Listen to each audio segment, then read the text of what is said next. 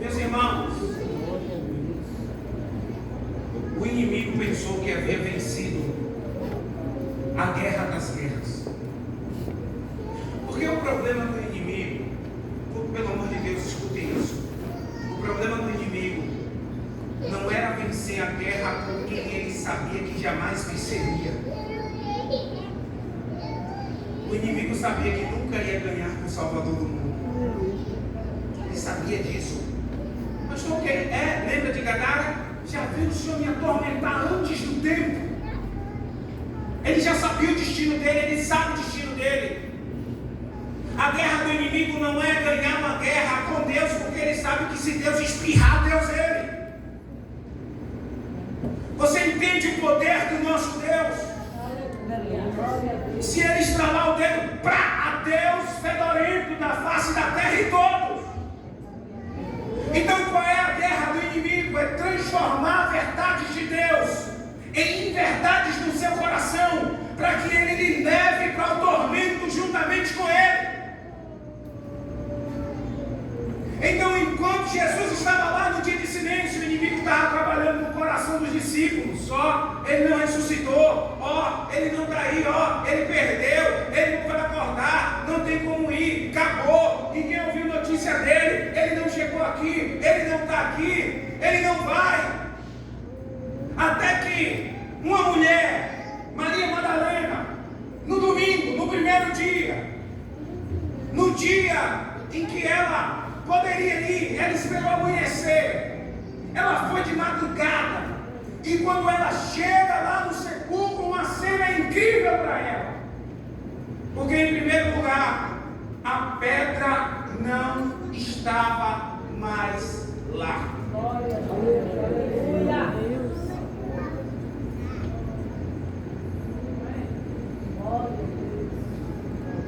Mas eu não estou falando a vocês uma pedrinha pequena. Eu não estou falando para vocês um tijolinho que coloca a casa. Eu estou falando a vocês uma senhora pedra de aproximadamente 2 metros de diâmetro. Pedra pura, que seria necessidade de moldados tirarem aquela pedra. Quando ela chega na cena, a pedra não está mais lá. E a pergunta é: quem tirou a pedra? Quem removeu a pedra? Quem tira pedras pesadas que não conseguimos remover? Pergunta para a pessoa que está do seu lado, só para acordar ele nascer, pergunta: qual o tamanho da pedra que está na sua vida? Aí pergunta para ele assim: que dia é hoje? Que dia é hoje, igreja? Que dia é hoje? Não, hoje é dia de tirar a pedra.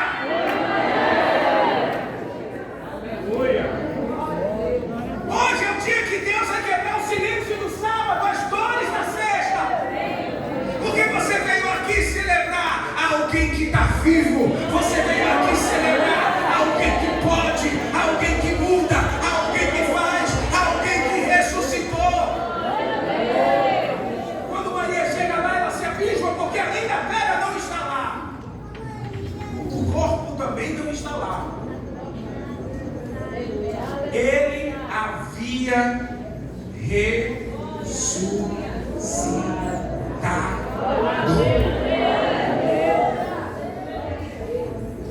E meus queridos, ninguém na história pode quebrar esse trunfo que Jesus fez. Se você que está me ouvindo em casa, ou que está me visitando aqui nessa noite, você faz parte da filosofia kardecista. Se você for lá na França e procurar o túmulo de Allan Kardec, os restos mortais dele estão lá. Se você é budista, se você for em qualquer um dos filósofos budistas, no túmulo de Buda, o corpo dele, os restos mortais, os ossinhos, está lá. Se você for para qualquer filósofo grego, se você for para Aristóteles, para Confúcio, para qualquer um desses filósofos que a gente tenta ler de vez em quando uma frase para dar sentido à vida, os restos mortais dele vai estar lá. Se você for para qualquer um santo, se você for para Pedro, para Paulo, para João, se você for para qualquer um desses, os restos mortais vai estar lá.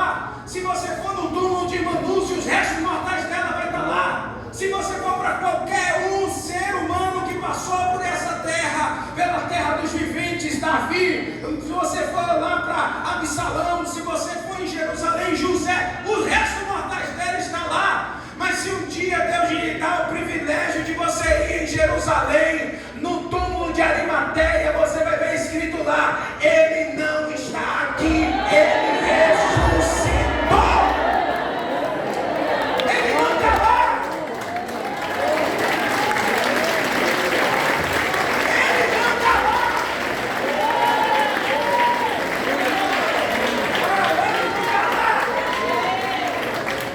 É por isso que eu creio nesse Deus, porque ele não está lá, ele é diferenciado. Ele é diferente de tudo, ele não está lá. Ele não está lá. E ele deixa uma coisa interessante aqui, eu quero começar a encerrar. Os discípulos vão lá para ver se ele não está lá.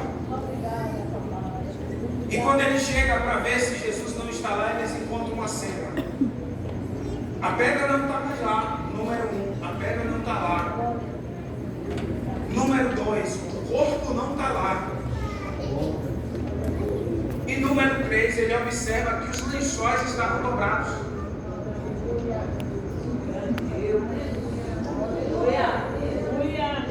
Isso dá para a gente imaginar duas coisas. Primeiro, nenhum ladrão que roubasse o corpo ia se preocupar em dobrar lençol.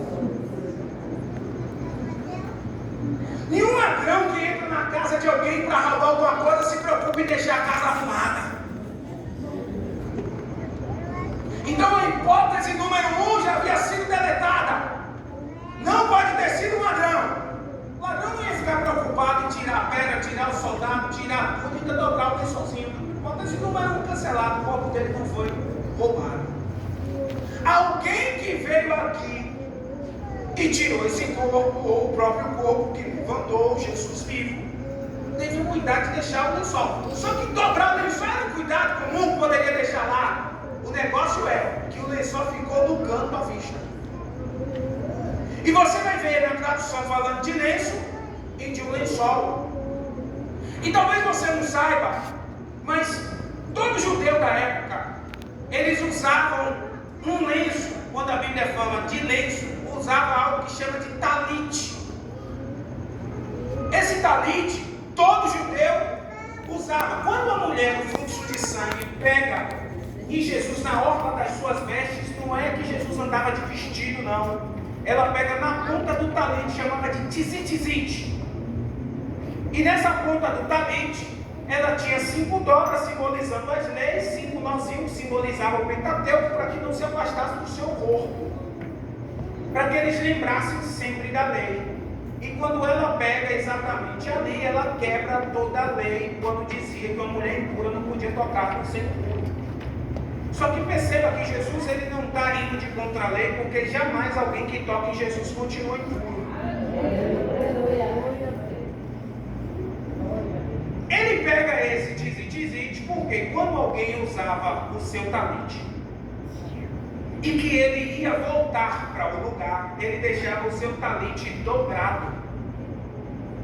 E isso você vai buscar nos livros de cultura judaica e você vai ver. Esse talite dobrado era o seguinte: eu tirei o talite, eu coloquei o talite dobrado no meu canto do meu quarto, e eu estava dizendo assim com a ideia para Carlos e para os meninos: olha, eu vou ali, mas daqui a pouco eu volto.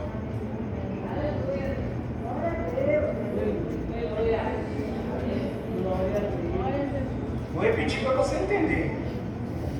É como se eu tirasse o meu terno, dobrasse o terno, deixasse aqui na mesa da igreja e saísse para resolver alguma coisa. E alguém perguntar: cadê o pastor? E alguém vai dizer: ó, o pastor deixou o terno ali, porque ele disse que vai voltar.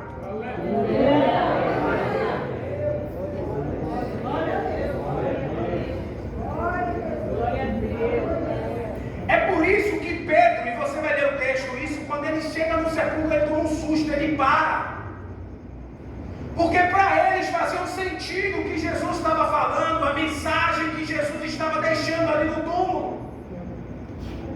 Fazia total sentido para eles, dizendo: olha, eu vou voltar. Eu estou dizendo a vocês que eu vou voltar, eu estou garantindo a vocês que eu vou voltar. Eu vou voltar, fiquem tranquilos, eu só vou ali no inferno.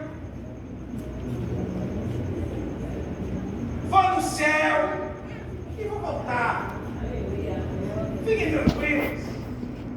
Vou dar uma passeada aí, arrumar a casa, pegar o que é nosso por direito, para entregar a vocês e eu vou voltar. E quando os discípulos eles estão em casa com medo, porque agora Mateus vai terminar dizendo que havia uma notícia de Roma, eles pagavam, Roma começou a pagar os soldados para dizer que o corpo havia sido roubado. E os discípulos começaram a ficar com pavor, com medo e ficar em casa. E quando os discípulos estavam em casa com medo, Jesus entra na cena, pelas paredes, e ele diz: paz seja convosco.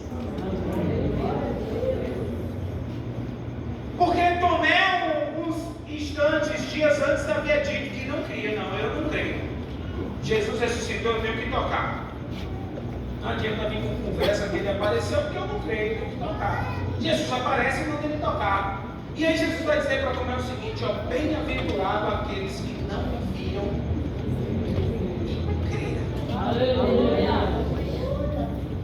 A morte de Jesus, ela é uma morte de amor, é uma morte de garantia, mas sobretudo, irmãos, a salvação ela não é o fim. A nossa história não acaba quando a gente é salvo. A nossa história começa quando a gente é salvo. A salvação não é um fim, a salvação é um meio. O meio pelo qual Deus quer reconciliar você com Ele. E você sair daqui hoje sem reconhecer isso, você é um assassino. Porque você matou com o seu pecado Jesus na cruz do Calvário. Duro é o que eu estou lhe dizendo. Mas o nosso pecado, a nossa condição de pecador, o nosso estado de separação entre Deus e os homens pelo pecado, foi quem fez o Senhor sair do seu trono de glória, porque aquela cruz não era para Ele, esse processo não era para Ele, esse processo era nosso, porque só havia uma maneira de se reconciliar com Deus. O homem morrendo desde o Gênesis, o Senhor coloca uma espada de fogo flamejante para que quem tentasse entrar de novo no jardim da comunhão só tinha um lugar de entrar pela morte. Romanos vai dizer que a morte passou a todos. Todos pecaram. Só que Jesus, com seu grande amor, se habilitou para sair da eternidade, viver como homem, sentir minha dor e sua dor. Por isso Jesus tem tanta empatia conosco. Deus tem tanto amor por nós. Ele veio, Deus veio, habitou entre nós. Ele se fez homem, Ele morreu e, claro, Ele ressuscitou. Mas isso tudo não faz sentido se você não reconhecer como o único e suficiente Salvador. Nós, como igreja, estamos reunidos para celebrar esse momento especial. Esse momento de culto. Mas Jesus quer alcançar você hoje. Eu vou dizer uma coisa aqui com D de doido. D de doido. Eu duvido qualquer afastado que está aqui que tenha paz. Botei em xeque agora aqui a dúvida. Eu duvido que qualquer alguém que vive uma vida longe de Deus aqui, que já experimentou a presença dele, tenha paz. Porque eu fui um afastado e eu sei o que é isso. Eu sei qual é o vazio do tamanho de Deus, que nada podia preencher. A saída com os amigos não preenchia meu vazio. Às vezes eu estava na festa e eu me perguntava: o que é que eu estou fazendo aqui? Mas o pecado que me consumia fazia ficar na festa. Mas quando eu chegava em casa tinha um vazio do tamanho de Deus que deu a vida por mim. Você não tem mais. Você tem um vazio do tamanho de Deus. E só tem uma forma de você resolver essa crise. Deus não está convidando gente perfeita hoje. A cruz do Calvário não está convidando pessoas perfeitas para tomar decisões. Você lembra de Pedro? Não tem alguém mais imperfeito que aquele cara. Jesus o amou. Maria Madalena, Jesus a amou. Paulo, Jesus o amou. Porque não existe para Deus alguém perfeito que possa salvar a si mesmo. E por isso a salvação não é pelas obras. A salvação é pela fé. Mas você não pode tardar de tomar esse compromisso de reconciliação com Deus. Porque a cada dia que você passa, você sabe o que eu estou falando, você está caminhando a passos largos para entrar numa eternidade de sofrimento e de tormento. E Jesus não te fez para isso. Jesus te fez para que você tenha vida, e vida com abundância, e sobretudo a vida eterna. Um dia que será para sempre está chegando, e Jesus quer mudar a sua história de vida hoje. Então, por favor, igreja, ocupa a sua cabeça por um minuto. E eu quero perguntar para você que ouviu essa mensagem, que Deus falou no seu coração, que o amor dele foi aplicado pela palavra, que você sentiu ele falar com você e você sabe disso. E talvez você tenha se enfurnado nas coisas mais difíceis dessa vida, ou talvez não, você simplesmente está de boa, mas você sabe o vazio do tamanho de Deus, e o Senhor quer preencher esse vazio nessa noite. Pastor, tem uma pedra muito grande que me impede. Deixa Deus tirar a pedra. Deixa Jesus mudar a sua vida. Deixa Ele mudar a sua história. Chegou um tempo de uma reconciliação com Deus, de viver um novo momento com o Senhor, de viver uma nova história com Ele, de viver um novo rumo de vida. Eu não estou convidando você nessa noite para ter um carro, para ter uma casa, para ter uma mansão. Eu não estou te convidando você para você ter um melhor emprego, para você ser um cara mais relevante socialmente falando. Eu não estou te convidando para você ganhar 1 milhão, 2 milhões, 3 milhões. Eu estou te convidando para você ganhar algo que o dinheiro não pode pagar. Eu estou te convidando para você ganhar a vida eterna em Cristo Jesus. Que se você tivesse 10 bilhões, 1 trilhão, você não conseguiria comprar o seu passaporte para a eternidade, para viver ao lado de Jesus. Mas quando aquela pedra foi removida, quando Ele ressuscitou, quando Ele deixou o túmulo vazio, e Ele veio de geração em geração salvando vidas, até que no ano de mais ou menos 1900, século 20, 21, 56 anos atrás, Deus resolveu, através desse processo, abrir uma porta de salvação aqui neste bairro. E essa igreja foi passando por diversos aspectos, por diversas tribulações e por diversos problemas, mas continuou estabelecido que a porta que Deus abre, ninguém fecha, e a porta que Ele fecha, ninguém abre. E hoje, no ano 2023, nesse domingo de outubro, nós estamos aqui celebrando a redenção daquele que vive e reina, mais 56 anos depois da porta aberta, e mais de 2000 anos depois dele ter ressuscitado. A intenção dele é você. E eu quero perguntar onde está a primeira pessoa que deseja entregar a vida para Jesus, ou voltar para Jesus nessa noite. Jesus quer alcançar você. Jesus quer alcançar você. Não deixe o inimigo ganhar essa batalha. Não deixe o inimigo ganhar mais uma vez. Não deixe direção você deve tomar, que rumo você deve seguir. E talvez o Espírito Santo está batendo no seu coração, dizendo: meu filho, é hoje, minha filha, é hoje. E o inimigo está dizendo para você: olha para as coisas lá do mundo, olha para outras coisas, olha para lá. Você vai abandonar tudo isso, você vai deixar tudo isso. E Jesus está dizendo: deixa por mim, porque eu deixei o trono de glória por ti.